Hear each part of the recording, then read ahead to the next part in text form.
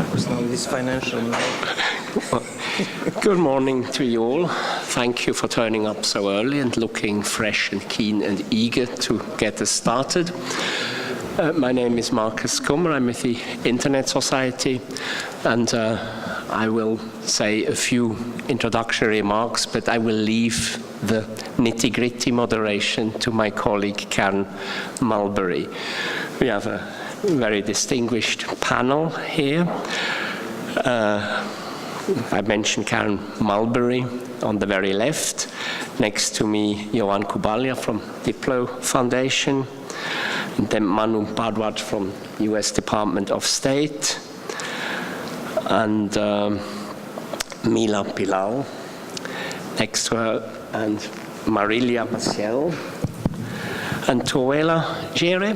And we have two remote discussants, panel members. One is Elliot Lear from Cisco, and the other one is Barak Otieno, the manager of the African TLD organization. Now, capacity building has been on the agenda right from the beginning. We always have said it is important to enhance capacity building, enhance capacity in developing countries, to enable developing country participants to engage in internet governance discussions. But we also have to bear in mind that when we started these discussions, we were talking about a different internet. Between WSIS 1 and WSIS 2, we celebrated the first billion online, and the internet then was not what it is now. Voice over IP became popular. That was still in the first phase of WSIS, but we did not have the social networks. They came on at that time. And now we really have a different internet. We have close to 3 billion users. Okay, there are still 4 billion not connected, but the 3 billion who are connected usually with more than one device. So capacity building will become all the more urgent, and there are various questions that need to be addressed. Of course, part of it is the knowledge gap, to make sure that all participants in the debate are at the same level of knowledge. And I think we have made huge progress in this regard. I think the IGF has contributed to give a better understanding of how the internet works. This afternoon, for instance, we will have a main session on net neutrality, and we will look at these issues through different perspectives. And the IGF in particular is uniquely placed for this kind of discussion, because we don't have just one segment of stakeholders here, but we have all the segments. We have civil society, we have technical experts, we have business that is here to contribute to the discussion. We have governments and regulators. So we do have all the perspectives here, and that has, over the years, I think, really enhanced the understanding, the collective understanding of how the internet works. Of course, there is also the issue of participation.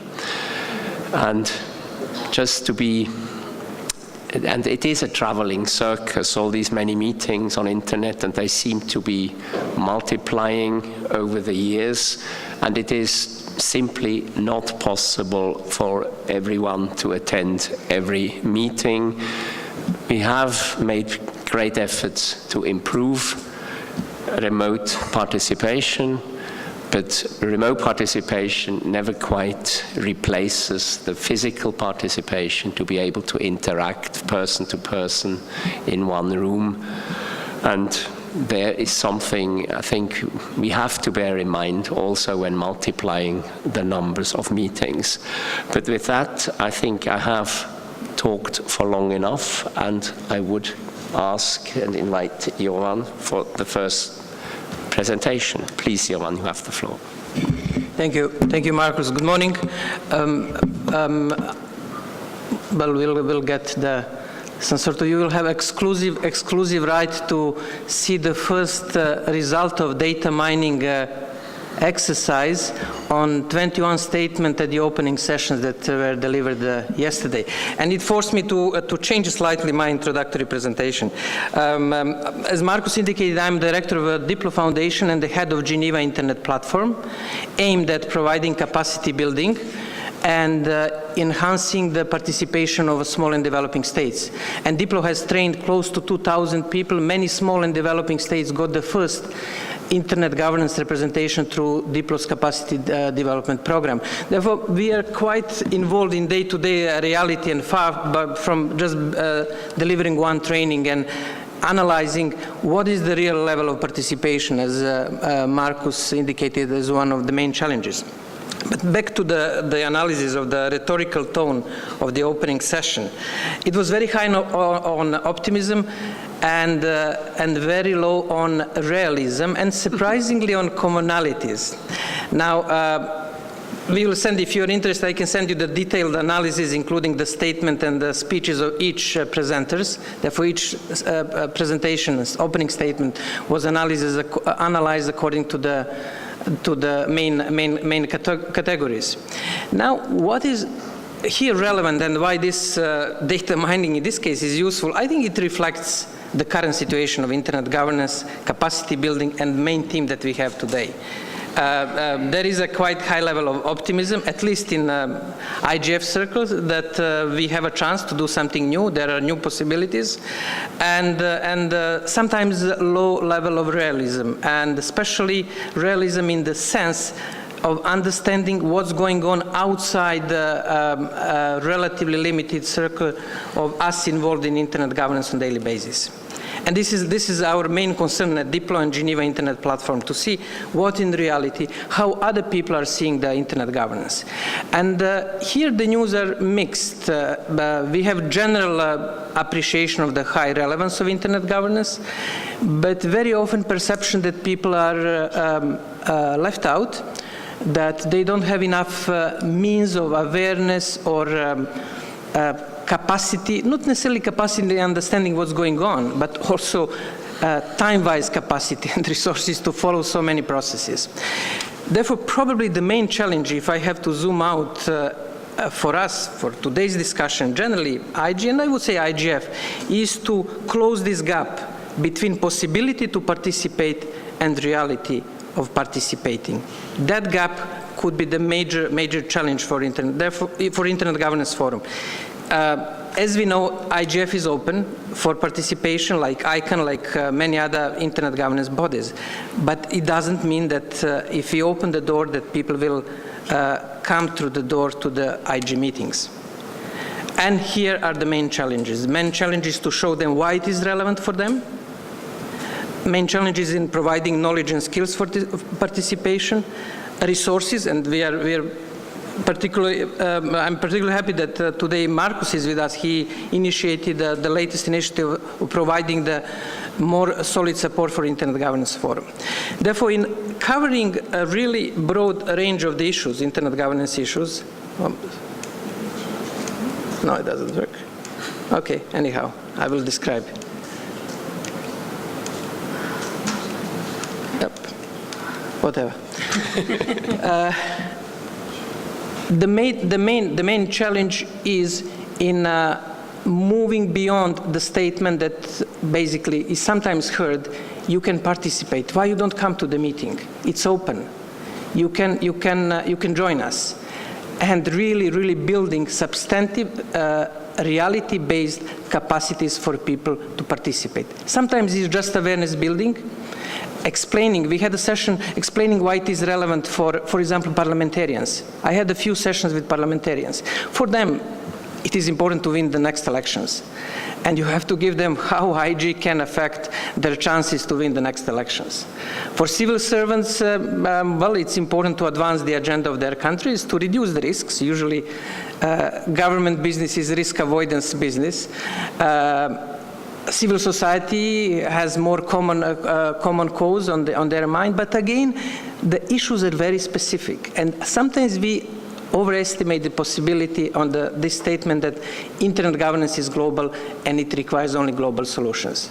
Yes, technically it is global, but practically speaking, issues are quite concrete, specific, related to specific nation, local communities, and groups. Therefore, this is another aspect that would require the further customization in order to close this gap between possibility to participate and reality of participating. Thank you. Thank you for that. You set us the scene, and we're very interested, I think, in learning more about your data mining of the opening speeches. And the next speaker then is Marilia. Marilia, over to you.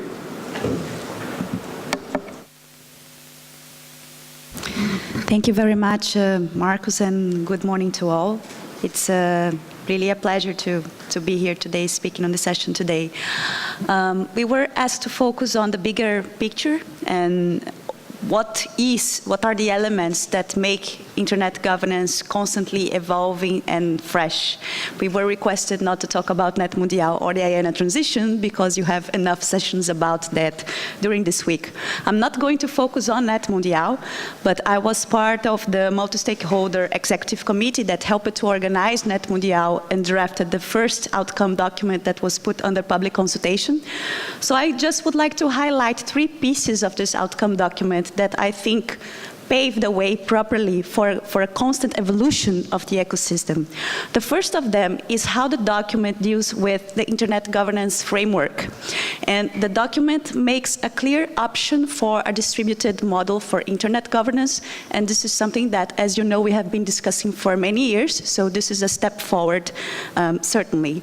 The second point is when the document talks about the role of stakeholder groups. It identifies that this is a topic that still needs further discussion, but it also sets forth the understanding that the role of the stakeholder groups depends on the issue, depends on the policy under discussion, and I think that this is maturity of our understanding of the different roles of stakeholders as well, and may pave the way for a more constructive discussion about it.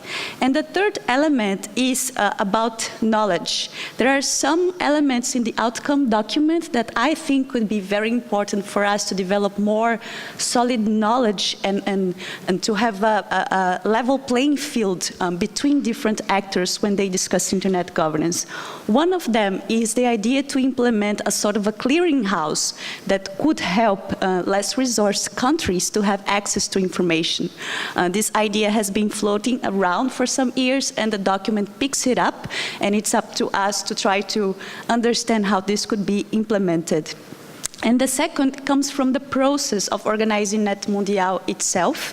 The Net Mundial recognized academics as separate stakeholders. For many years, we have been kind of conflated with the technical and academic community. And in Net Mundial, somehow, when they requested stakeholders to present their representatives in the committees, and when they organized the microphones and so on, they kind of recognized that academics have a distinct kind of participation, and they should be recognized as stakeholders as such.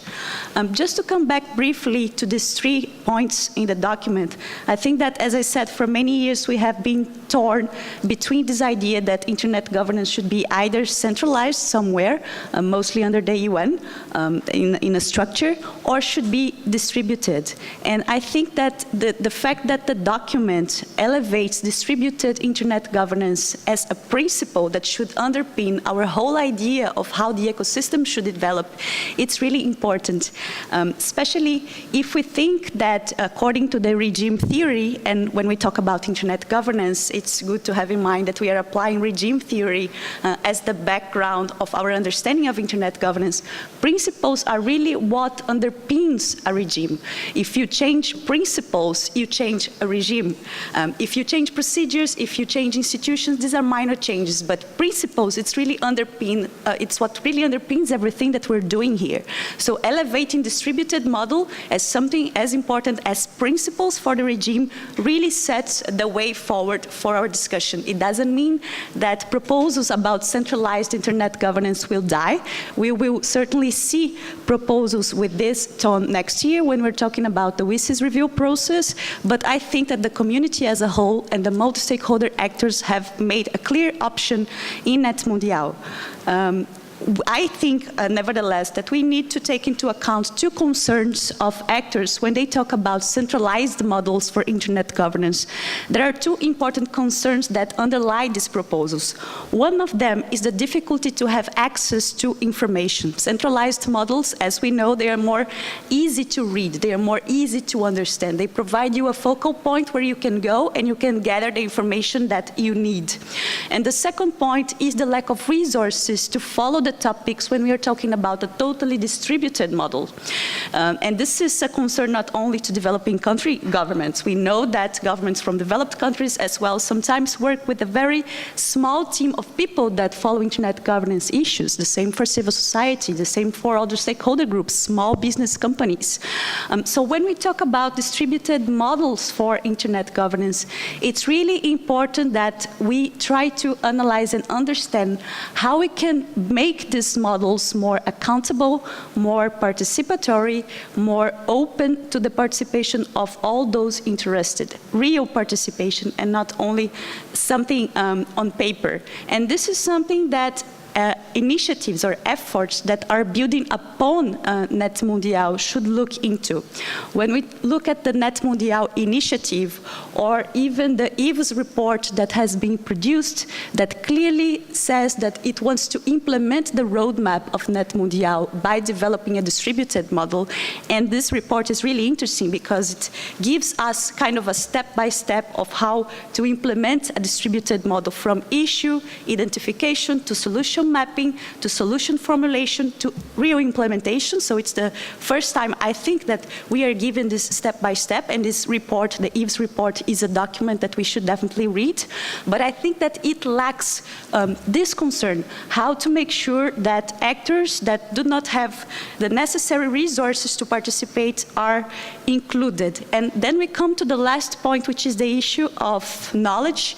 I agree with Marcus. I think we have come a long way since the beginning of internet governance. We have plenty of information out there. All the sessions, at least here in the IGF, but in most of the forums that deal with internet governance, they are transcribed. We have remote participation. We can go back to them. It would be interesting indeed to institutionalize something as a clearinghouse that could give this sort of focal point where actors that are looking for information can go and find the information they need and kind of understand in this very broad and complex ecosystem where they should go when they want to discuss a certain topic.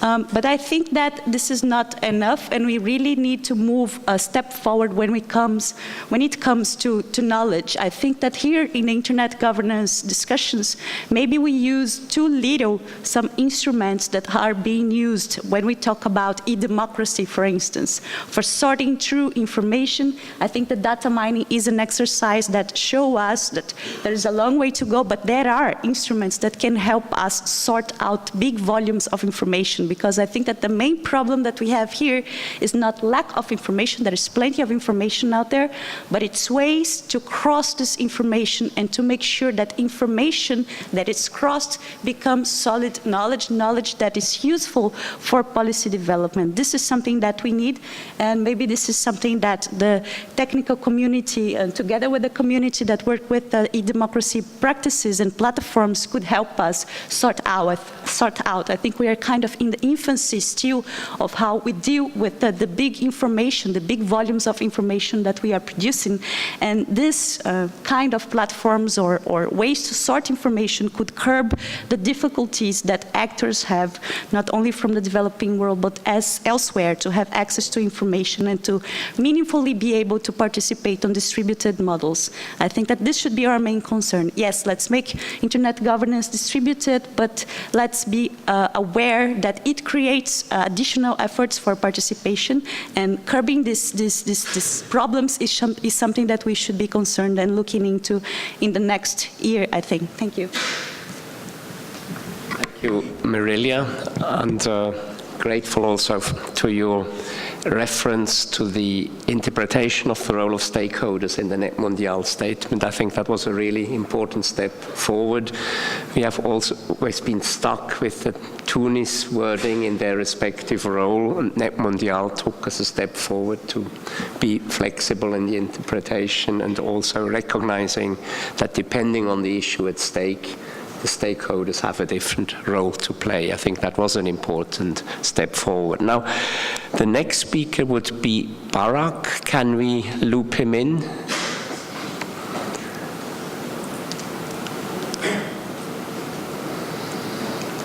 Is he available? Shall we take? We seem to have some technical difficulty with the next speaker, so maybe we can move on. That illustrates remote participation is good, but it's not without problems. It's okay. Then, Mila, can we go to you as the next speaker, please? Good morning, everyone. Thank you for joining us for this workshop. I know the first challenge was to find the room. So we're with you. We got lost as well. That's a knowledge gap. Yeah, that was a knowledge gap, according to Marcus. My greetings to my fellow panelists. I probably coming in definitely as a subject matter expert on the area of security. I am with a company called Trend Micro, which is a global security provider who's been in the market for 26 years. When the company was put together, the main vision was to make sure that as we exchange our digital information, it should be safe, it should be well navigated, and it should be very secured. 26 years after, I come to challenge that if that's even a possibility. And I think this morning brings us to the discussion really of internet governance, right? So one of the things that I'd like to bring into the group is how do we see security as sort of affecting how we do business, how we communicate, and possibly what are the structures and possible policy that needs to be adopted given that as we mature as users and consumers of the internet, alongside that maturity, we've also seen in the security industry how attackers, people behind the underground community, has also mobilized themselves in terms of advancing a lot of their threat campaigns and security campaigns. I'd like to put a little bit of perspective in here coming in from that particular industry. To begin with, I think we definitely live in a very exciting world. I see everyone, 90% of the room, people in the room here have all of you guys are connected heavily. So that brings us to a new world of a very digitized community. I think we, as a global community, we've crossed the chasm where communication and even way to exchange information and transfer information is hard. We've crossed that chasm and we've entered an area where everything seems to be seamless. Part of that seamlessness as well is we welcome ourselves as well to a lot of security threats given in the internet space. It is no issue, it is nothing that I think we need to build awareness, because every time you open your morning paper, all of that you see is, apart from the political situation, is all about how companies have been breached, how organizations have been compromised, how government have been toppled because of a lot of the security issues. And most likely, this is the bad side of the internet. How we as a global private and public partnership can go forward and really fight this fight together. Let me bring in a perspective of what we see as a major security compromise and alongside our way alongside how we navigate the internet. One of the things that we see as a major concern is threats to privacy. And again, we've seen millions to billions of records being compromised, identities being compromised online. We've seen terabytes of records that have been harvested, and most of this right now have been stolen and repurposed for a lot of things. The other concern that we've seen, and much of the discussion in the IGF workshop, is all about access. It's all about control.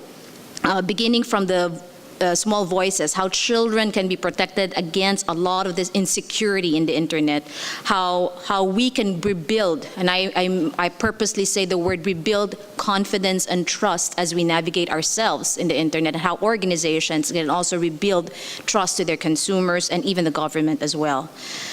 We've seen a lot of security and cyber threats alongside compromising protocols, compromising routing and infrastructure.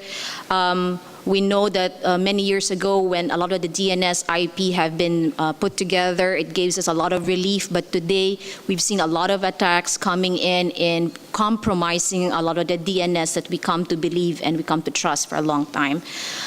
What has this brought us is, again, no control on our own traffic, no control on our own data as this rerouting has been compromised. We've seen a lot of information theft around that. And of course, infection of a lot of systems that up to now we still have huge problem, even in the security industry, to see and reconcile with. And of course, our own exposure into this huge digital footprint. And again, the last portion is, it still is a problem when we talk about safety in the internet is unwanted information, unwanted content, unwanted redirection from sites that we obviously don't want to see, right? So today we have, and is still about 26 billions of spams that are circulating just for the last 6 months and still is growing.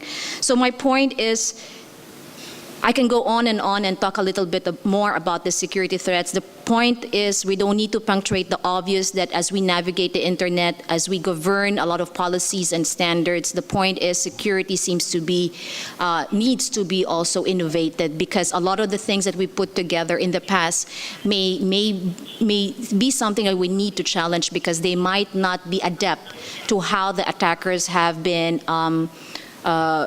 crossing a lot of these practices.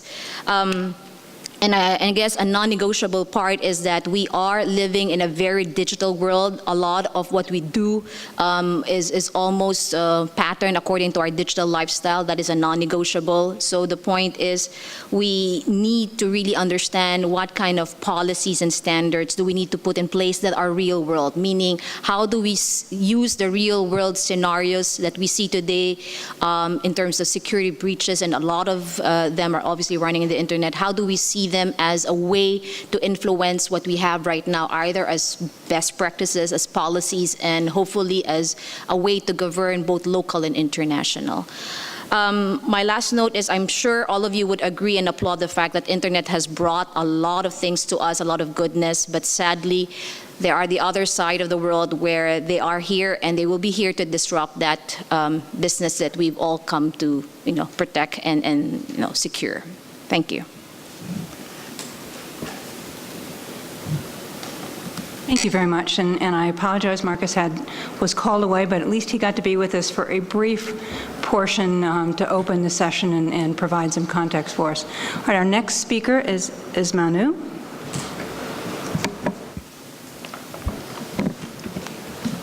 Thank you, Karen, for convening today's workshop discussion, and good morning to everyone. My name is Manu Bardwaj. I've been a political advisor at the State Department for the past 4 years. This is now my 4th IGF, and partly this is an opportunity for me to reflect upon these past 4 years, particularly these internet governance discussions with you all. And I'm looking forward to also the Q&A that follows the opening remarks. I essentially see 4 trend lines from where we are today in comparison to where we were 4 years ago. The first trend line is internet governance is now a discussion that's occurring at the level of heads of state. We have heads of state that are talking about internet governance. Net Mundial was convened by President Rousseff. The President of Estonia has also expressed a huge interest. That has changed the landscape for diplomatic relations on these issues, and in some ways it provides it a lot more momentum and support. The second trend line is the IGF is emerging as the venue for discussion of all internet-related public policy issues.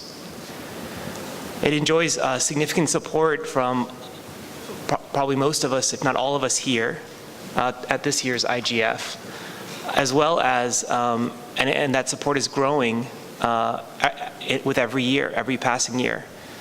We're also finding that governments are stepping up to host the IGF, governments that we wouldn't typically think are supporters of internet freedom or internet governance, multi-stakeholder approaches. And that is, in some ways, is a very positive sign for the future of the IGF. The third trend line is that we're now at a point where we're looking to see how these multi-stakeholder organizations can grapple with real concerns that are emerging about misuse of the internet. And this is probably a point that has been, that is well made here after we hear a very good presentation about some of the cybersecurity challenges. So the question before us now is, how will multi-stakeholder organizations find solutions to some of these quote-unquote misuses of the internet? And during her opening remarks, State Undersecretary Kathy Novelli noted these various misuses of the internet, noting cybersecurity, spam, these various issues, and noting also and emphasizing that it's these multi-stakeholder organizations and it's technology that can allow us to find the solutions to these problems. And that's really kind of a place that we all need to focus on. Following Net Mundial, which was, I think, a very successful discussion in the Global South, but I think one of the elements there is that it showed that multi-stakeholder organizations can yield an outcome document. They can yield something tangible going forward, but I think that we have a lot of progress to we still have a lot of progress to make for us to really kind of continue the positive evolution that we've seen for the multi-stakeholder model, multi-stakeholder approaches for the IGF and for all these different organizations and institutions. And just to give you a frame of reference of how we must not be complacent, 2.5 years ago, there was a CSTD working group on internet governance that was convened, and they made a number of recommendations. The recommendations were, for example, that the IGF should develop more tangible outputs, that the visibility of the IGF should be improved, that we should improve the overall preparatory process of the IGF, that we should improve the proposed selection process of the MAG, that we should strengthen the IGF Secretariat, that we should expand and diversify participation at the IGF. That was 2.5 years ago. We cannot be complacent. We must start implementing these recommendations. The IGF is the venue for discussion of internet-related public policy issues, and we must ensure that the IGF retains its centrality in these debates going forward. All these recommendations were terrific. The recommendations at Net Mundial were also very, very positive, and it showed just how much support there is for the multi-stakeholder model out there. But I think what I wanted to identify for us is that there are really 4 major trend lines that we've seen now emerge in these past 4 years. One is the senior level participation that's occurring on internet governance. Second is the fact that the IGF is now viewed by almost all parties as the venue for discussion of internet-related public policy issues. Third is that we now have an opportunity to demonstrate that multi-stakeholder organizations can develop practical, tangible solutions to misuses of the internet like cybersecurity. And finally, we must not be complacent, because we now have a sizable record and a maturity in the discussions with specific recommendations that we all must start working hard to adopt so that we ensure the continued vitality and centrality of these multi-stakeholder organizations in the future. Thank you. Thank you, Manu. Tuela, if you would like to make a few remarks, please. Good morning. My name is Tuela. I'm from Malawi, and I work for the NEPAD Planning and Coordinating Agency, which is a technical agency of the African Union. I am serving as a member of the Multi-Stakeholder Advisory Group for the first time this year, and I'm also attending this year's IGF as an ISOC ambassador. My remarks, I think, are going to be made in the context of the work that NEPAD is doing as far as strengthening some of our regional IGFs, and also getting some national IGFs off the ground, as well as some of the work that we're doing in capacity building. I think one of the things that I would like to mention at the outset is that we did some research just trying to get an understanding of how Africans perceive multi-stakeholderism in the context of internet governance. And one of the things that we found, which echoes what has just been said, I think, by some of the other speakers, is that there is a recognition of the value of spaces such as the Africa IGF, the global IGF, as places for learning and for discussion and for exchange of ideas. Having said that, we also then found that there was a bit of a concern in the sense that there wasn't then a clear translation of those discussions and those learnings into tangible outcomes that would actually influence policy, be it at a continental or a regional level. So that's one of the gaps I think that needs to be addressed. Other things that we have found in terms of our work and some of the feedback that we're getting from our stakeholders is that there's still a lot of lack of clarity around the definition and understanding of multi-stakeholderism. I think for some of us, the word obviously does not exist in our local languages, and I think we find that sometimes you lose a lot in the translation of multi-stakeholder into a local context. I think that there's also a concern about the whole notion, the concept of equal footing. I think a lot of times when people speak about equal footing, they're speaking about it in terms of the stakeholder representation across the different sectors. But I think for us also the equal footing comes into play when you start to talk about the developed versus the developing world as well. And that's something that also needs to be taken into consideration. Talking again about the voice of developing regions, I think that one of the feedbacks that I got last night was a question actually asking why there wasn't an African person speaking during the opening ceremony. Now, I'm sure there's a very good explanation and a reason for that, but I think these are some of the things that come out because people want to know and want to understand. They want a certain level of transparency in terms of the processes and understanding, how such things are determined.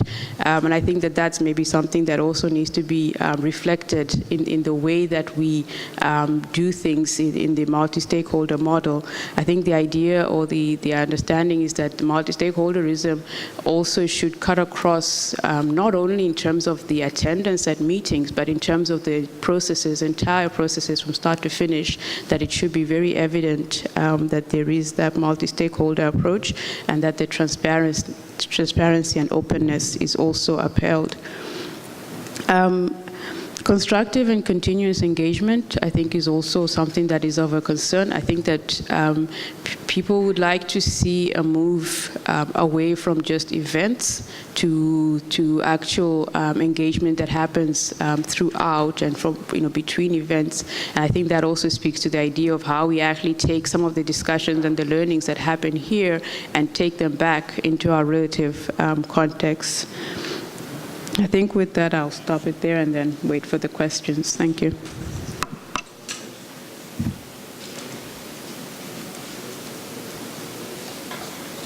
Thank you very much, Twala. Now we have a remote participant for the panel, Elliot Lear from Cisco. Elliot, will you join us, please? Can you hear me?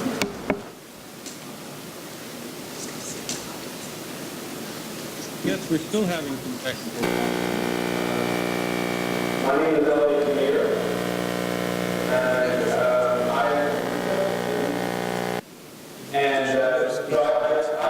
asked about what challenges you were facing in internet governance, and I'm reminded of a friend of mine who was one of the first service providers who said the only problem he ever had to know was detail. Of course, he's an engineer. Next slide, please. What you're going to see next is that really our biggest challenge has been success. And that today we are seeing, at Cisco, seeing an explosive amount of increase in bandwidth. Here you see that steep curve there, that's Asia, where you guys are on a subclub calling from Switzerland. And you can see just how steep the demand for bandwidth has been increasing. And you can actually go to your own country. Cisco has a virtual network for that. And it localizes down to most countries. And the other challenge we're going to have, and we're continuing to have, of course, is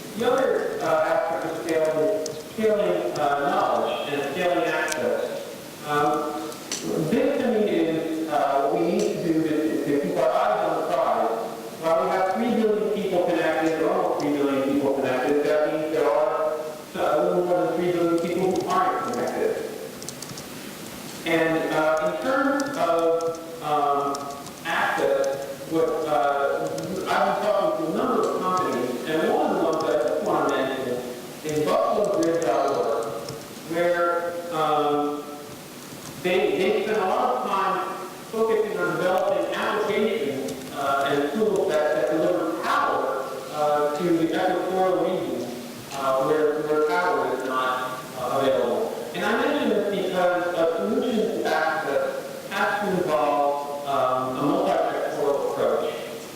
And so with that in mind, we look at not just the internet industry, but across the board. The other aspect of scale, for scaling knowledge, and this is an area, and by the way, I'm about 2 slides behind you guys. We have the Cisco Network Academy, which has graduated some 1 million people. They have 1 million students actually today across some 170 countries and 9,000 academies, just making sure that knowledge of the technology has expanded, because that's a key aspect of access. Before we get into governance, people actually have to be connected, and this is one of the key focuses that we have. In addition to that, we have to recognize that old world structures do not work in the world. The old world structures now collectively, which took almost a century for everybody to gain access to, and still not everybody has access to telephony. Those structures are likely not to work in the new world. And just like one example, we know of one country where if they tended to use their old regulatory model to connect people, what they saw was that their GDP received about $678 million from that, from using that old world approach. And when they gave up that old world approach, they saw an increase in GDP that we correlated to about $11 billion. So one of the things that governments need to take into account is how to structure for success. Next slide, please. So a couple of questions, right? A couple of principles. The first is that we know that internet growth has occurred through light touch regulation. And that's important because we needed flexible approaches. And network operators still need that flexibility.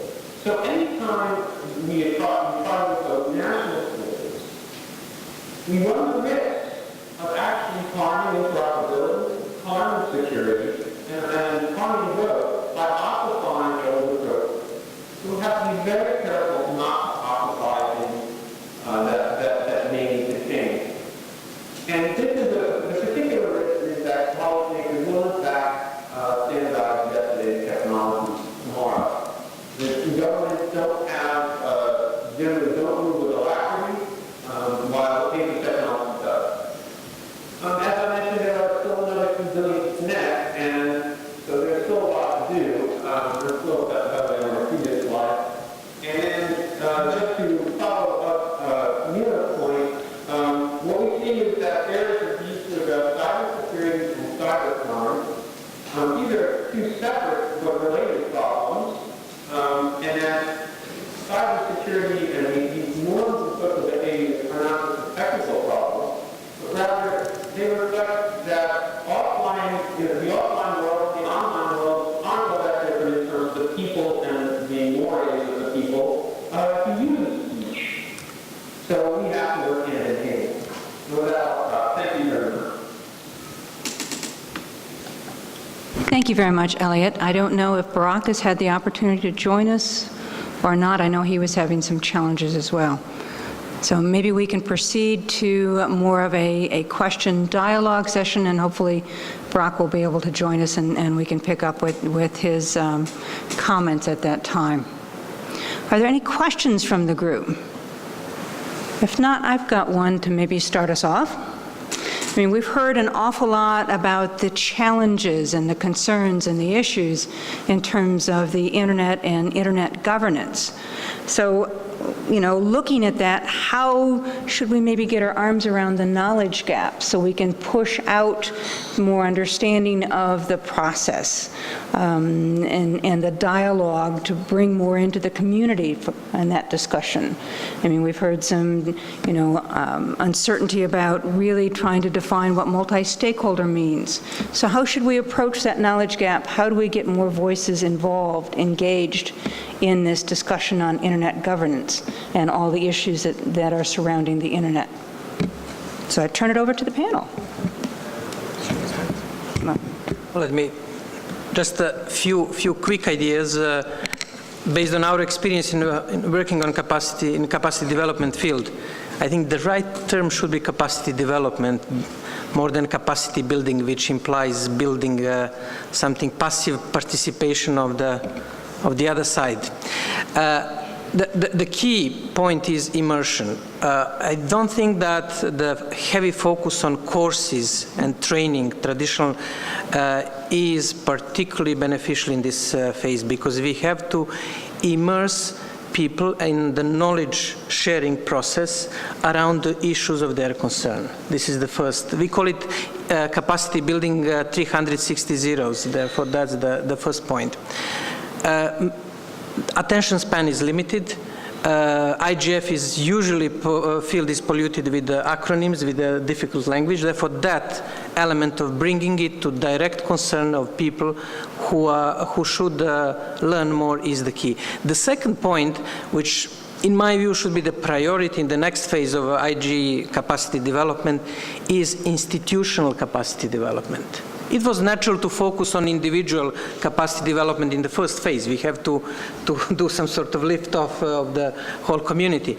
But now, in order to ensure sustainable internet governance, we have to focus on institutions.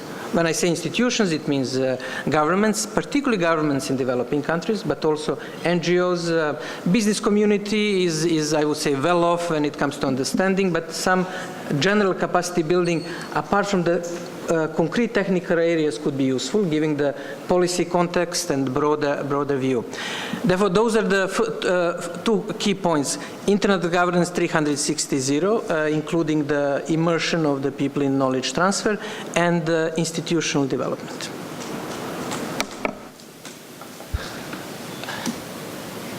We have approximately 1 year till the next IGF, when we all go back to Brazil. Many of us were there already for Net Mundial.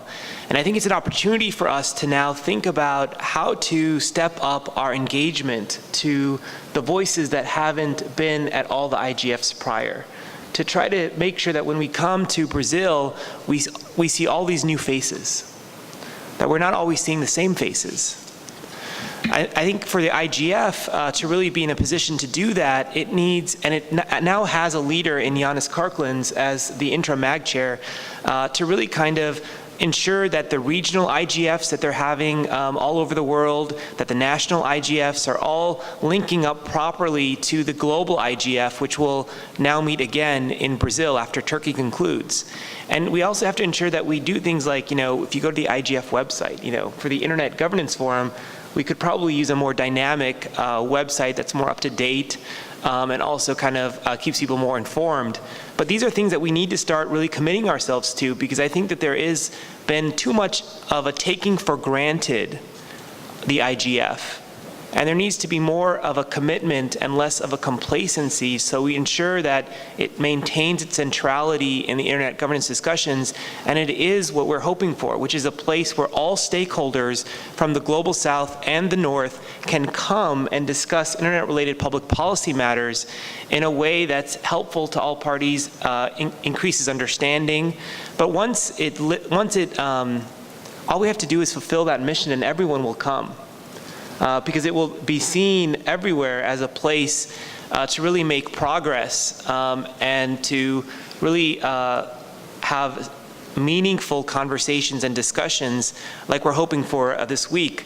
But I do think this is a critical point, Karen, and I appreciate your raising it, because I think the knowledge gap is a critical thing that we need to all work together to close. So thank you.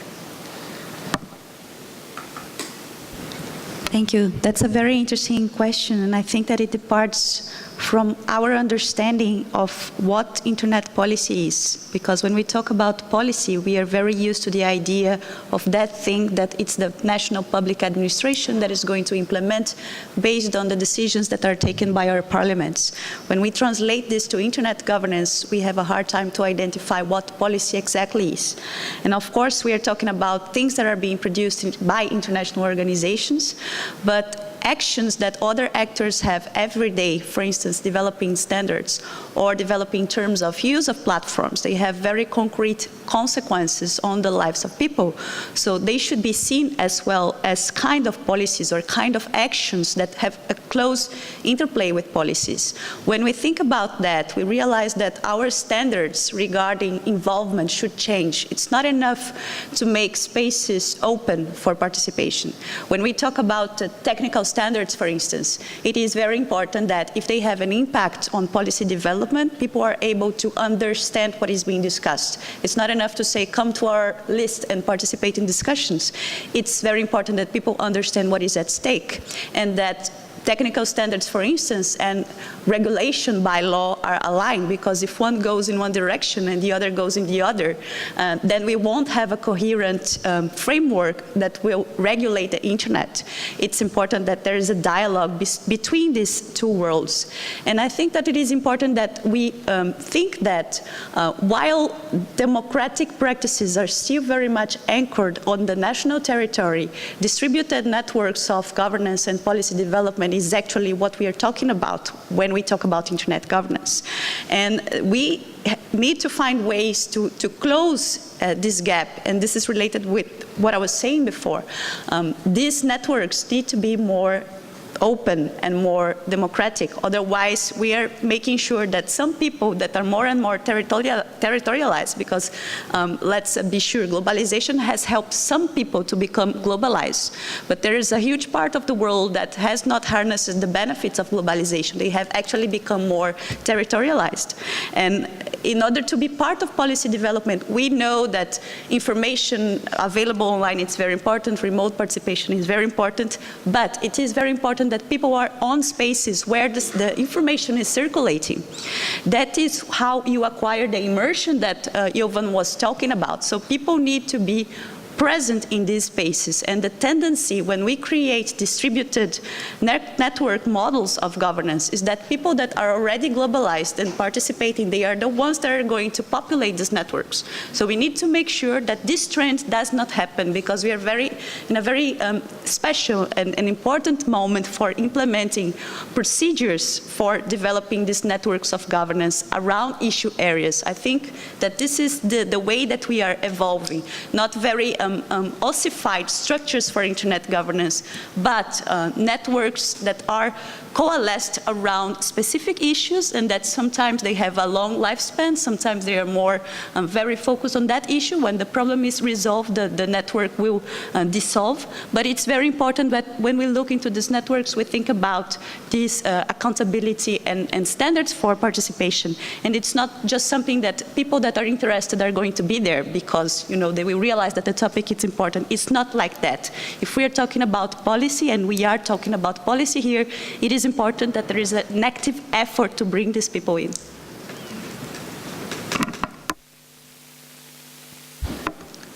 I guess I have 3 points to contribute. I'd like to remain optimistic that the knowledge gap that we're talking about can be minimized and eventually closed. But I guess my 3 points is, number one is we're privileged enough to see a lot of real-world cases and real-world applications that we can anchor a lot of the changes that we wanted to do, both on the technology level, both on the non-technology level, and even on certain frameworks that we can come and challenge them. I think that's number one.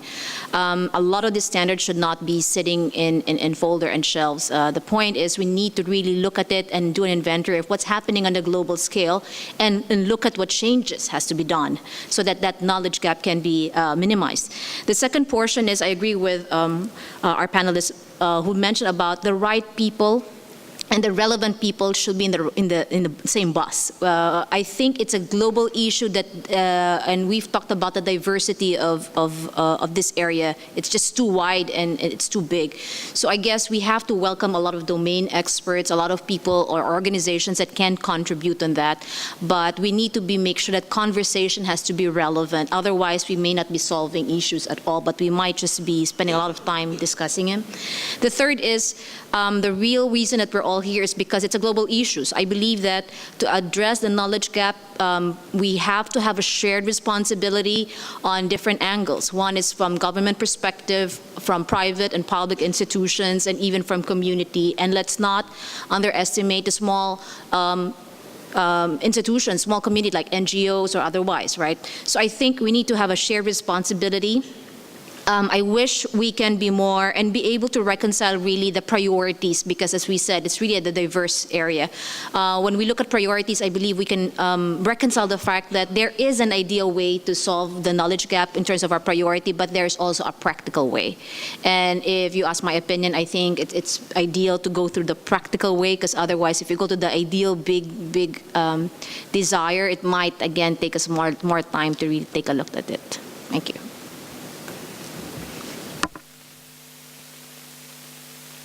Thank you very much. Now, do we have any questions from any of the participants here?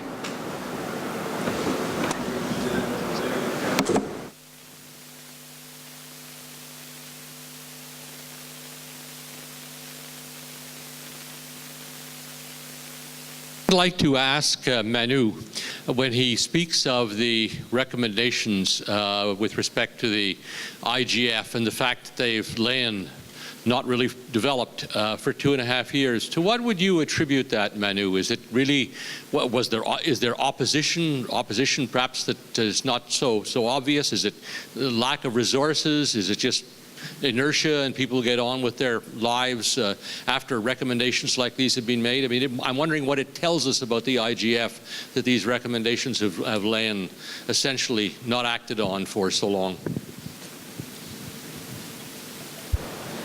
I think we can attribute it to a few factors. One is that, realistically, Governace just recently got appointed to be the interim MAG chair 6, 7, 8 months ago. It's a very recent. And so without that type of leadership or a functioning secretariat, it's very difficult to expect an IGF to fulfill all the various recommendations, which were very ambitious, very good. All were very well thought out. A number of stakeholders came together, worked hard over a period of a year plus to even develop them.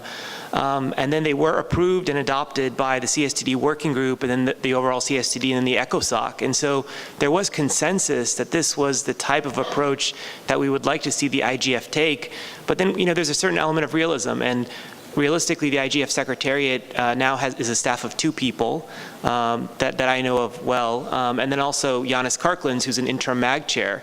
And so we're all working very hard, and they've made a lot of progress in a short amount of time, and we're very optimistic that they will be able to fulfill and achieve all these various recommendations to really strengthen the IGF as a forum going forward.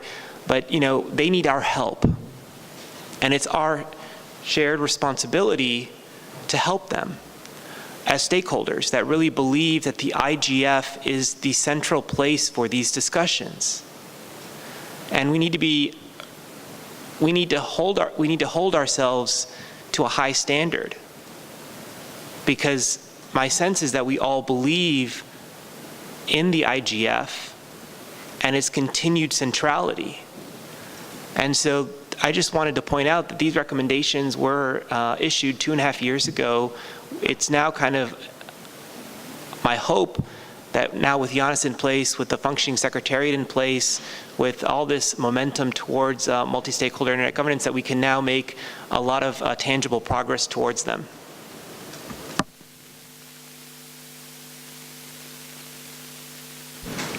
I was part of the working group on IGF improvements that drafted these recommendations.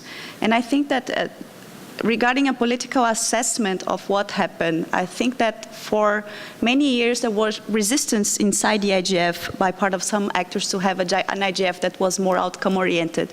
So it took us many, many meetings to be able to reach consensus inside the working group to put something like, let's make the IGF a more outcome-oriented body there. And I think that the political environment has changed. The report was left in the drawer for some years, in part because of lack of resources to implement implemented. As it was said, the Secretariat's really small, but I think that the political environment changed as well. And after the Snowden revelations, I think that we have a reshuffling of forces. Enhanced cooperation, for instance, was put in the drawer for many years, and now we had this working group on enhanced cooperation because the forces changed. Of course, the report of the working group is not conclusive, but we see efforts in the General Assembly next year, conducting the WSIS review process in an intergovernmental way to move towards something that is more concrete under the UN, created to discuss internet governance, which we don't have clarity about what it is. And because this other front has moved and advanced, I think that is important for the other actors now to have an IGF that is more operational, to show that there is an alternative. So I think that interests that were split before, now they have come together and coalesced around the IGF as a viable forum for a more outcome-oriented and relevant body. And I think that Net Mundial helps with that because it shows that it's possible, if a good process is put in place, to arrive at good outcomes. So I think it is what has been said, and also a broader political facts also that have influenced that. Thank you. And I think, too, in light of Chauvin's, capacity development process, it takes some time for everyone to become aware, to lend their voice to the discussion, to have things percolate down both from the global level to the regional level to the country level to it has to go around and around. So it's going to take us some time for all the voices to have an opportunity to be heard and an opportunity for everyone to listen in the process.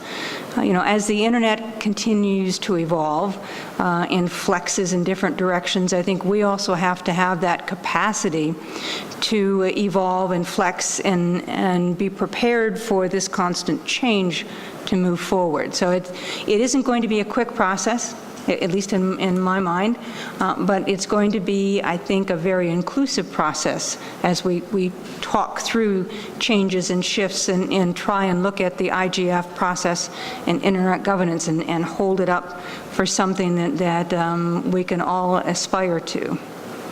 Do we have any other questions? Well, if not, then I have another one. We've talked a lot about the process and the timing and the shifts that are occurring within the internet governance space with the policy and some of the concerns that we have to address for security and other threats as we move forward. All of this is disruptive. So there are comfort zones, our traditional hats that we may wear, and the traditional places that we may work or where we may sit are going to change. So how should we, as part of this multi-stakeholder collective and these voices that are exchanging this information, look at that? How should we address that? How should we contribute to your capacity development so that, my hat today is not going to be my hat tomorrow, but we have to be comfortable with it? How do we adapt to that shift and say it's okay?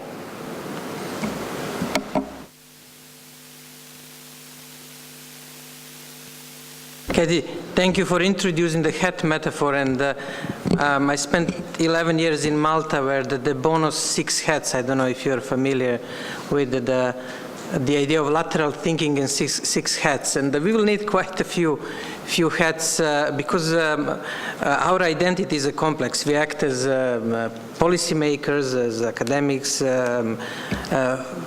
fathers, mothers, daughters, children, and that is the one big change is that basically internet is, as we are aware of, influencing our complete social strata.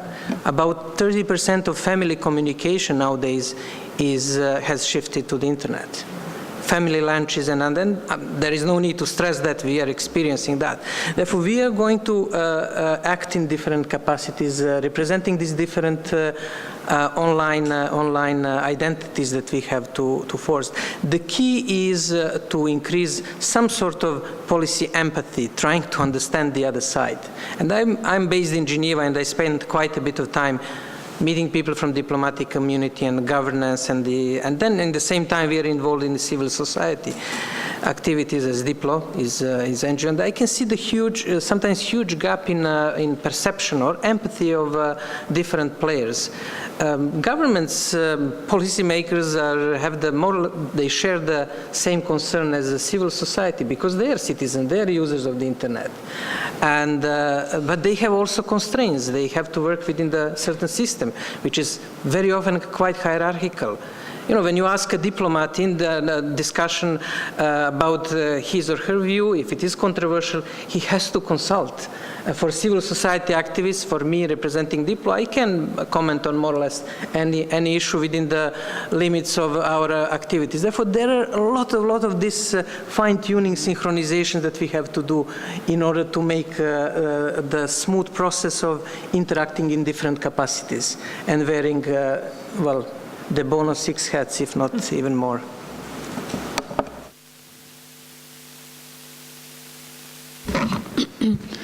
I think I'd just like to make a comment in terms of maybe how we actually address capacity development, and maybe just by way of an example. One thing that we're doing now with the help of the Diplo Foundation is that we're actually running an online training program specifically for African stakeholders.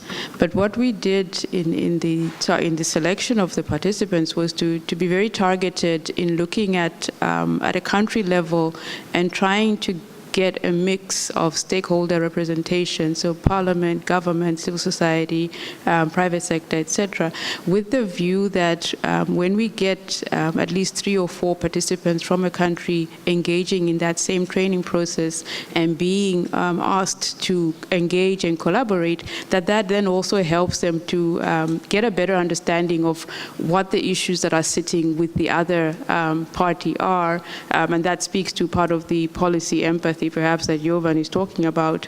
I think also in terms of the idea of immersion, one of the things that we had tried to do was to ensure that the training took place or started before the IGF, and we made the IGF a part of the training so that our participants would actually follow the IGF remotely and would be able to exchange ideas and notes about the IGF process, but linking it back to their national context, linking it back to their learning.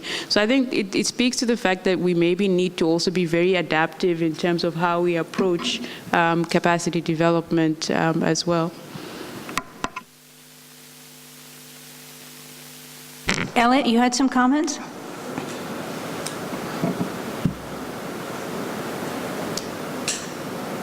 At least I think our remote participant is still with us.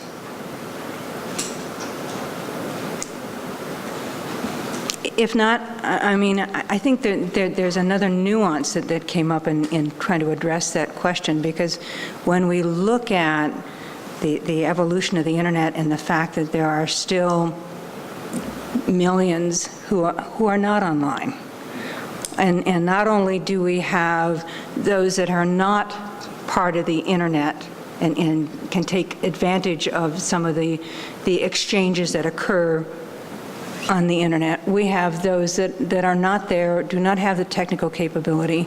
So we have a generational issue, we have a technical issue, and I think we have a knowledge exchange capacity development issue that we need to address as things evolve. So how should we kind of approach trying to be more inclusive then with generations who, while the younger ones are very familiar with the internet? I mean, I have children, and no, you don't leave them voicemails. If you can't text them, they won't answer you. Versus, you know, older generations who are just getting into, oh, this is email, I can actually send you something and get an immediate response. I mean, we have a lot of different layers that we need to address in that kind of knowledge base, as well as those that are not online, that we need to help understand the process a little bit more so that their voices can be heard and they can be included. So how should we approach trying to balance the various knowledge gaps in that perspective and getting them engaged not only in the internet governance debate, but in the local, regional, national, global IGF dialogue, so we can listen to what their perspectives might be.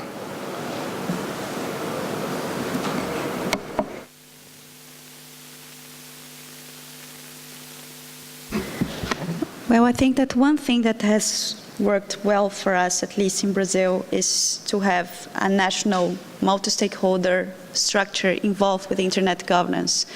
We have a very vibrant span of civil society organizations and business companies that have been involved with the transition from the analogic to the digital, but they were not born with the internet.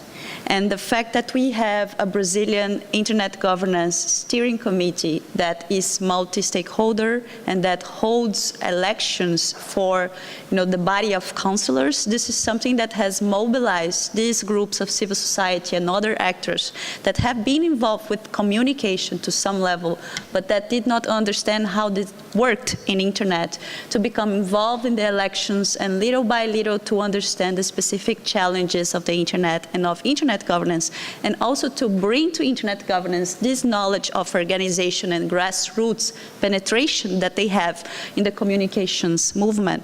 So I think that one of the things that is important is there are steps. We come to the IGF when we think that this is the place where everybody should be, and of course everybody should be included, but if we strengthen the steps, if we strengthen national structures, regional structures, then we are also engaged in some sort of capacity building and making sure that these groups that are already organized around communication make a soft transition and become involved with internet governance as well. So I think that one of the challenges to look into in the next year is to ensure that on the national level we also have this kind of structures that are multi-stakeholder and participatory to discuss internet.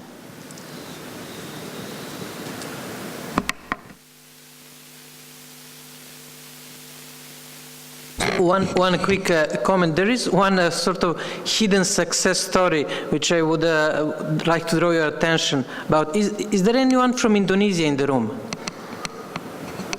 And nobody. Okay.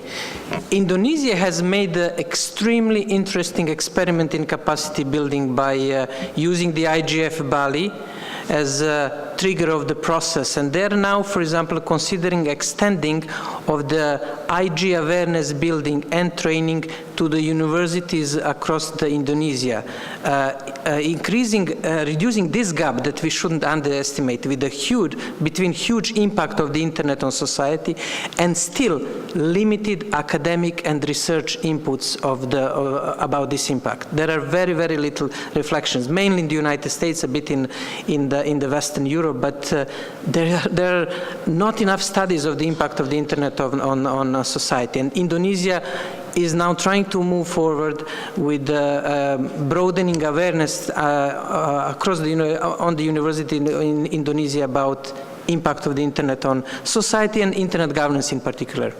It is worth following their national experiment in inclusive internet governance and knowledge sharing.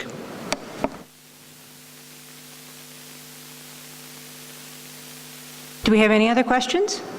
I say we've got some remote participants with questions, please.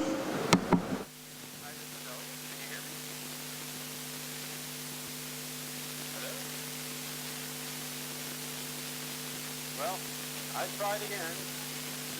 Hello, this is Elliot here. One of the points I would like to make is just that it is possible to boil the ocean when it comes to internet governance. And so, as always, just as the internet started small in terms of its deployment, we should be making sure that we don't try to tackle problems in internet governance that really don't need to be tackled in that context. And so I come back to technical standards because people tie that to policy. And in as much as technical standards need to change pretty rapidly, the structures for internet governance themselves can't often keep up with that. So if we are to stay focused on a few activities that can scale, I think cybersecurity is a very good one to delve into, cybercrime. because I believe that's an area where, in fact, structures have begun to develop. We have organizations not only the IGF, but also the London Action Plan, MOG, and of course ISOC and RIRs play a key role here. We do coordinate, and we actually have pretty good tie-ins in academia and the operators and government in terms of everybody trying to work together to improve both the posture of cybersecurity and to reduce cybercrime. That doesn't mean that we've been entirely successful. What it means is that actually we've laid out where the techies, if you will, need to do more work to improve cybersecurity and how cooperation needs to improve both between government and other sectors to reduce the amount of cybercrime. And I'll just mention that I do attend a workshop about once a year called the Workshop on Economic Information Security, where a lot of these same people get in the room and share opinions. And that's another aspect of multi-stakeholderism, which is that oftentimes there's not one place to go. There's a lot of places, there are a lot of dialogues, and they do all come together, and that ideas do tend to bubble up, and that I think is a feature and not a bug.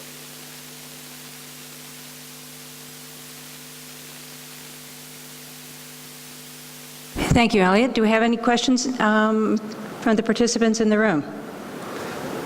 Or questions from other remote participants? Any closing remarks from the panelists then?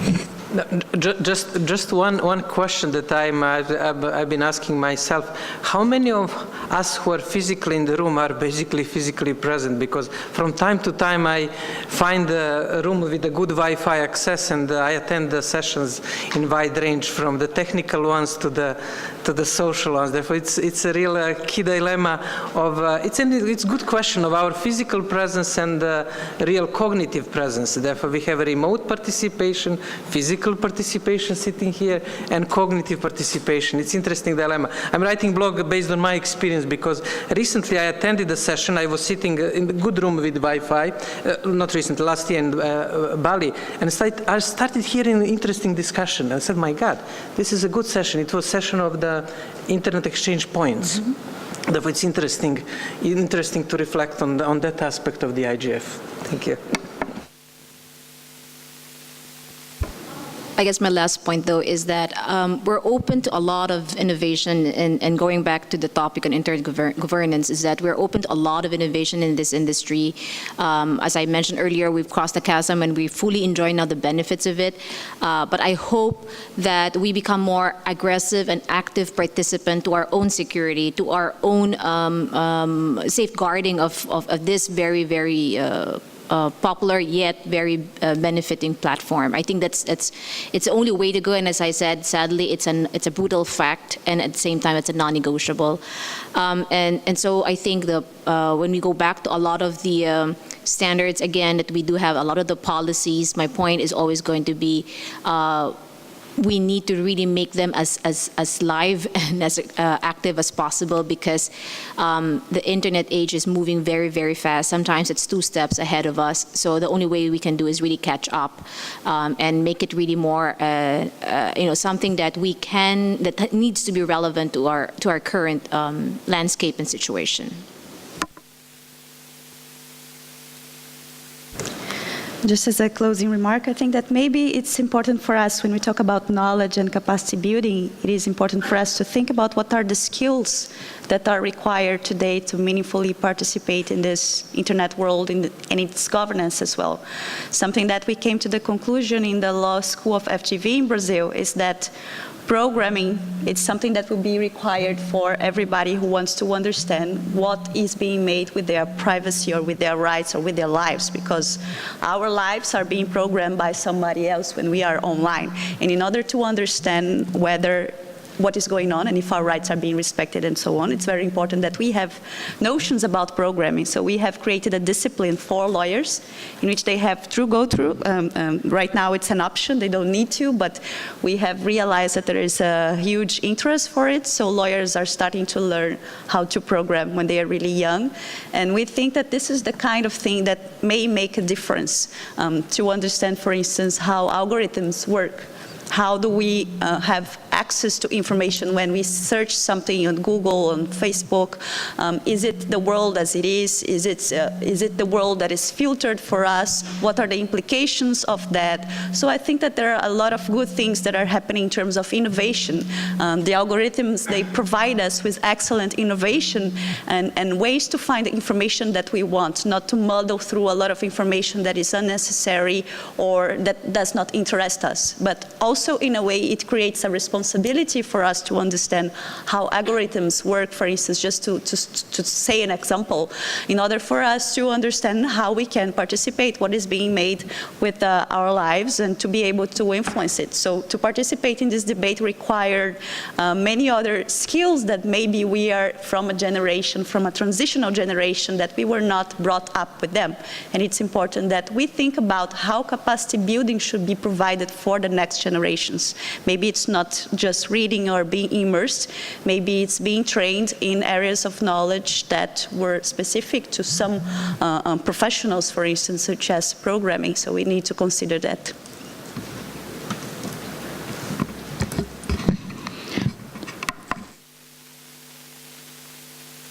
Thank you. I think in conclusion for me, maybe three main points that I would want to make. The one is that I think declaring our spaces and our processes as open and inclusive is good, but it's not enough. I think there's more that needs to be done to actually make sure that people are able to participate effectively. I think that there is still more need for awareness and capacity building or capacity development, and that this needs to happen at different levels and to varying degrees and across different disciplines, depending on the needs of the various stakeholders. Lastly, I think that in as much as we can talk about the technical aspects and the policy aspects and the issues around internet governance, I think that in terms of capacity development, we also need to start now looking at the capacity to engage and the capacity to participate effectively in these processes. Thank you.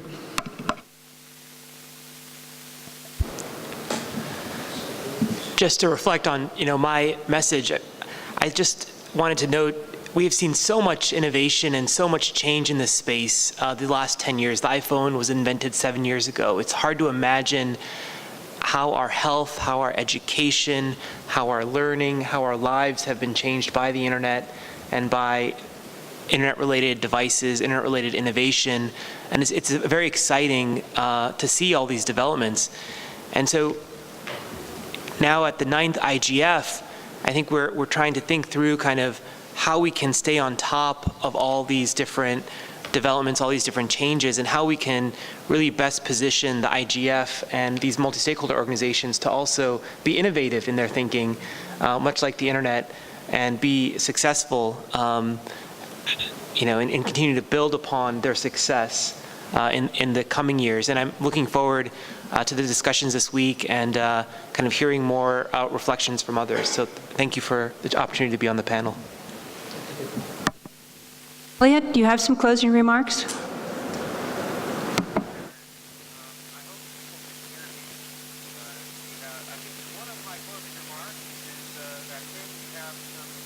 A remote participant. I don't know if there's some issues, but I believe he has some remarks to. All right, hold on a minute, please.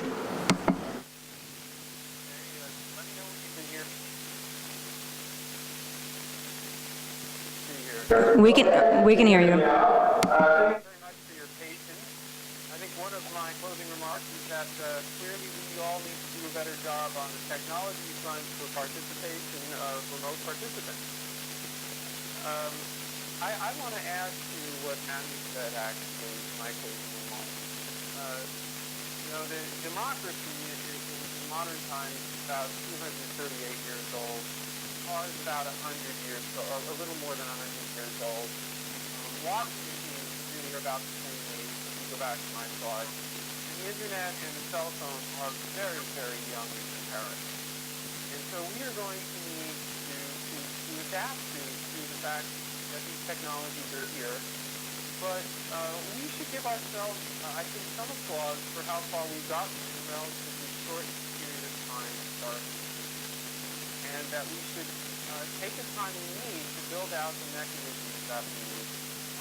I think the other thing that Manu was saying, and I want to build on this too, is that the IGF really needs to be funded for success. It is appalling that there are only 2 members of the Secretariat to support this immense activity. And it's remarkable how well that they've done it and how well they've worked with the host in Istanbul. And so I congratulate the host and the Secretariat for what they've done with what they have. It really is an effort of efficiency, but clearly more is needed. Thank you very much. Thank you, Elliot. And you say to close, you know, I heard some very key words from our panel discussion that I would like to leave everyone with as you move on to other sessions and you talk to other participants and you share back home with the local, regional IGF dialogue. I mean, one is we have gaps, both in knowledge and understanding, experience, technology. There are a lot of gaps out there that we have to be able to be aware of and to assist in addressing. I mean, we all have an obligation to bring other voices into this discussion. We need to focus on capacity development as a result. It's very important that we get everyone engaged in this process, that those with the experience online should be engaged with those who need the experience. That those who have a voice but don't know where to speak be made aware of opportunities where their voices can be heard. So as we try and change and adapt and address the internet governance landscape to kind of meet some of the challenges, opportunities, and the innovation that the internet involves, we also have to be able to not only talk, but I think the key thing is we need to sit back and listen. And we have to listen to what others are saying, what their problems or issues, and their great ideas that we may not miss because we didn't stop to listen. So how can we broaden this landscape and make this a really productive place for the voices to be heard? So thank you very much for participating in our panel. Thank you, Kathy.